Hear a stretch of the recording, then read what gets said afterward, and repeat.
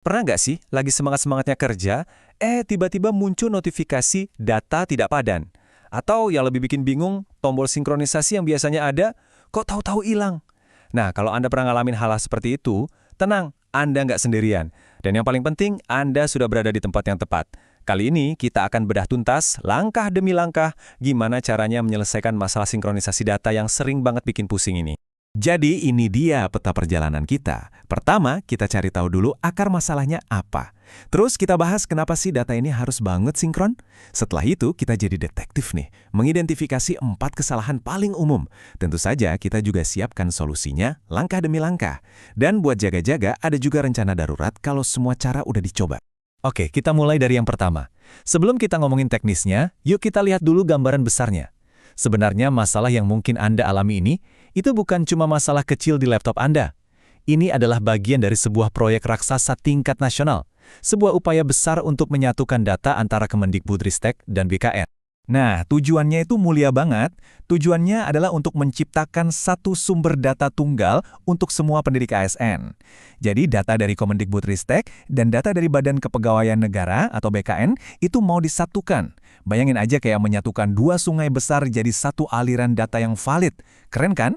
Tapi ya itu, proses penyatuan raksasa ini kadang-kadang menimbulkan riak-riak teknis. Nah, riak-riak inilah yang mungkin jadi penyebab masalah sinkronisasi yang Anda hadapi. Terus, mungkin ada yang bertanya, emang kenapa sih harus seribet ini? Kenapa data saya harus banget sinkron? Pertanyaan yang sangat wajar. Jawabannya ada di sebuah inisiatif besar yang namanya Satu Data. Intinya begini, pemerintah ingin mengintegrasikan data induk pendidikan dengan data induk kepegawaian. Tujuannya, supaya terwujud satu data yang valid. Jadi, data pendidikan Anda, data kependudukan dari Dukcapil, dan data kepegawaian Anda di BKN itu semuanya nyambung dan sama. Biar nanti, sistem manapun yang mengakses data Anda, informasinya itu konsisten dan akurat. Nggak ada lagi cerita data beda-beda di tiap instansi.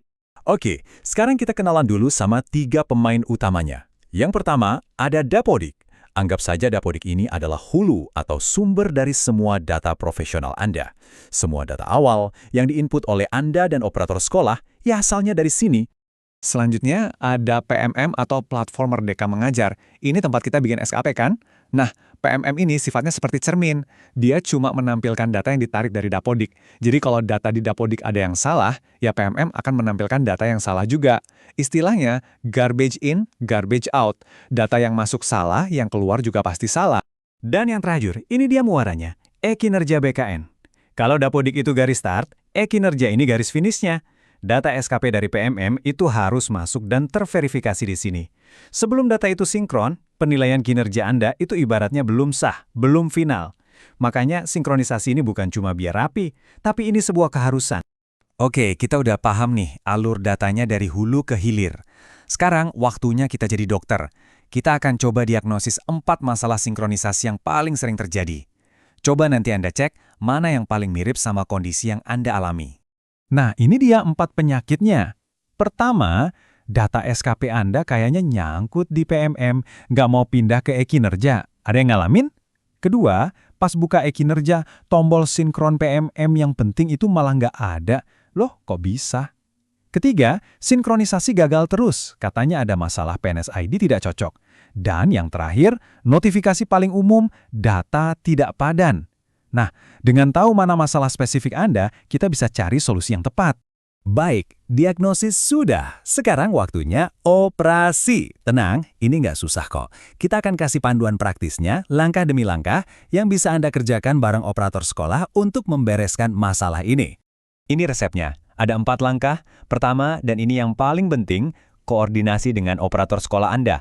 Mereka ini garda terdepan.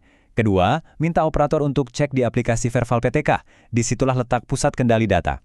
Ketiga, tugas Anda adalah siapkan dokumen yang valid, misalnya KTP atau SK. Dan keempat, operator akan menggunakan dokumen tadi untuk memperbaiki data di Verval PTK. Ini kerja tim, jadi komunikasi itu kunci. Nah, nanti di Verval PTK, operator Anda akan lihat tampilan seperti ini. Gampangnya, ini kayak rapor data. Kalau ada tanda centang hijau, artinya aman, data Anda valid. Tapi, kalau muncul tanda silang merah, nah, itu dia masalahnya. Sistem menyebutnya residu, yang artinya ada data yang nggak cocok dan harus diperbaiki. Kemungkinan besar sumber masalah Anda ya dari tanda silang merah ini. Jadi apa aja yang harus dicek? Ada dua kelompok besar. Pertama, data kependudukan. Pastikan NIK, nama lengkap, nama ibu kandung, dan jenis kelamin itu sama persis, titik komanya sama, dengan data di Dukcapil. Kedua, data kepegawaian. Cek lagi NIP, nama lengkap, tanggal lahir, dan jenis kelamin.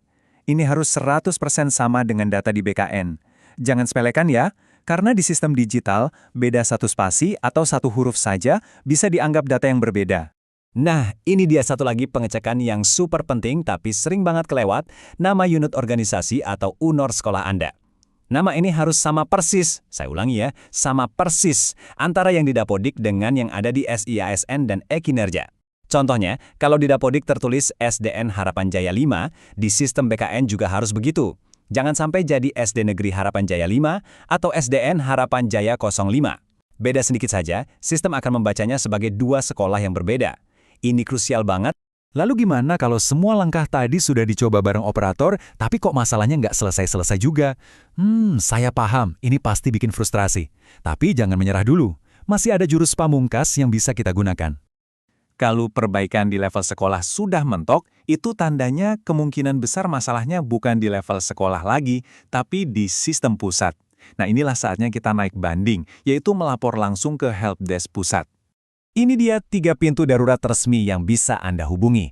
Ada Helpdesk BKN, Pusat Bantuan PMM, dan Unit Layanan Terpadu atau ULT dari Kemendikbudristek. Sedikit tips dari saya, saat membuat laporan, jangan nanggung. Jelaskan masalahnya sedetail mungkin. Kalau perlu, sertakan screenshot. Semakin lengkap informasi yang Anda kasih, semakin cepat juga mereka bisa bantu menyelesaikan masalah Anda. Jadi, apa kesimpulan dari semua ini? Sederhana saja. Data yang akurat itu dimulai dari sumbernya, dimulai dari Anda dan operator sekolah Anda. Sebenarnya, kekuatan untuk mencegah pusing-pusing karena masalah data ini ada di tangan kita sendiri. Mencegah itu jauh lebih baik daripada mengobati kan? Karena pada akhirnya, data-data ini bukan sekedar angka dan teks di layar komputer. Ini adalah identitas profesional digital Anda. Ini adalah cerminan dari karir Anda. Jadi, saya tinggalkan satu pertanyaan untuk Anda renungkan. Apakah Anda sudah yakin identitas digital Anda saat ini sudah benar dan valid?